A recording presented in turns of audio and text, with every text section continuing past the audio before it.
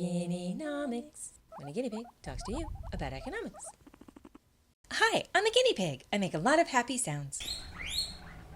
And I use a lot of happy words, like money. There are 3 important things about money that make humans very happy: counting it, spending it, and keeping some around for later. As I may have mentioned before, guinea pigs do not typically use money. This is what nature gave us for hands, and our fur does not have pockets. But humans do have hands and pockets and wheelbarrows, which they can use to carry around stuff that they might want to trade for other stuff, like when they go to a marketplace to make mutually beneficial trades. We already talked about how a mutually beneficial trade is a wonderful thing, but it can also be a complicated thing if you're trying to decide how many goats to exchange for a dragon. I say 5, but Pepper says 4, as long as the goats are full-sized and the dragon is not missing any teeth. Trading whatever you happen to have on hand for the thing you actually want is called bartering, and it takes a lot of time. It is very annoying. So a long time ago, when humans still flew around on dragons, someone came up with the idea for money. Money does 3 things. It is a measure of value, a medium of exchange, and a store of value. Money happens when someone says, "Hey, we both like carrots, and we both have a lot of them at home. Why don't you tell me how many carrots you'd take for your dragon, and I'll tell you how many carrots I'd take for my goats. Then we can just work this whole thing out in carrots, and it will be easier." This may look like bartering at first, and it sort of is. You're just bartering your goats for carrots while you also barter those carrots for the dragon. You swap the goats for the dragon, and one side gets extra carrots to make up the difference. But then your neighbor notices and says, "Hey, I'll give you 2 carrots if you give me your cooking pot." And your other neighbor says, "I'll fix the hole in your roof for 20 carrots. Then you say, "I'm only willing to give you 15 carrots to fix that hole in my roof."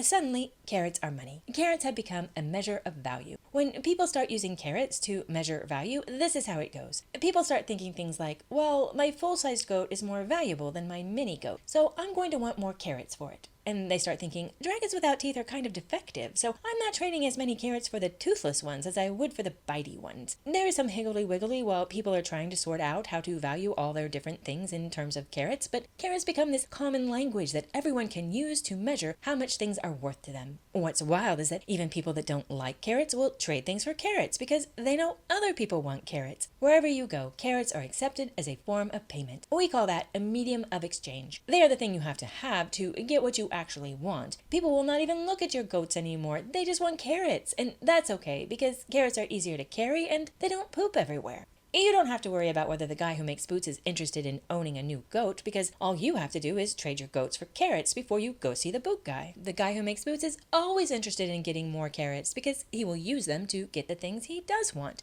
Only some days after you trade a goat or two, you run out of time before you can make it to the boot guy or the chair guy or the dentist. So what do? Easy. You just put your carrots in the root cellar because you don't have to use all your carrots right away. You can keep some for tomorrow or next week or whenever you have a few days off to get your errands done. And that's how we know carrots have also become a store of value. A store of value means that you have something that will still be worth just as much tomorrow or a year from now.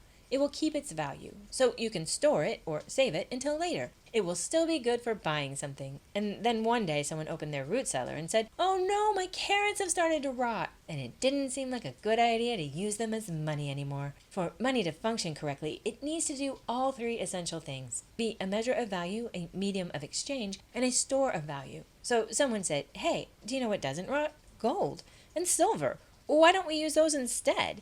And people said, "Yeah, they are also easier to carry. We can make them into little pieces that are all the same size and weight." Carrots come in different crazy shapes, and they are sometimes purple. I'm not always sure whether I should accept a purple carrot, so let's just carry different pieces of metal around. We'll call it currency. Currency is a specific form of money. It's what most people think about when they hear the word money. Even economists use these words interchangeably. But it's important to remember that a currency like dollars or yen or pesos can only be money if it fulfills the 3 functions of money. What if one day everyone just stopped accepting pennies or dimes or any loose change? What if all the stores in town got together and decided they would only accept credit cards? Are your coins still money? Well, no. They may be pretty or useful for scratching off lottery tickets, but they are no longer money. They have ceased to be a medium of exchange. And what happens if inflation spirals out of control?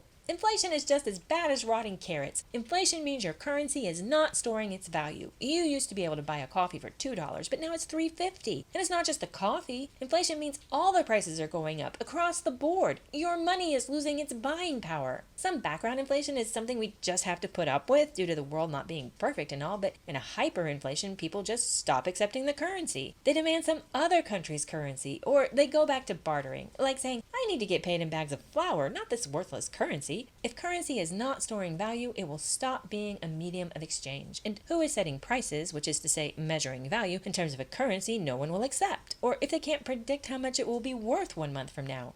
No one, that's who. The three functions of money are very closely tied together and support each other in maintaining something status as money. But if all this inflation has you agitated and you're thinking about ditching money altogether for some simpler time, get ready for all that goat poop, because bartering has way more problems than money. Bartering is nothing but problems. I mean, just imagine getting paid in bags of flour and having to team up with your partner who gets paid in bags of rice to somehow get a hold of the number of apricots your landlord is expecting for rent after having to pay off your back surgery with 2 chickens, a full-size truck, and 4.2 ounces of cadmium. Nobody's got time for all that running around doing word problems in your head. Let's just stick with the money. In fact, our next 3 videos are even more about money, and more specifically, what makes a money a good money, and how we decide how much our money is actually worth, because those are pretty important things to know. You can't go through life depending on money to meet almost all your basic needs without understanding how it works, physically, mathematically, all the ways. I mean, I guess you can. That explains a whole lot, actually, but I don't want that for you, so I hope to see you next time. Bye!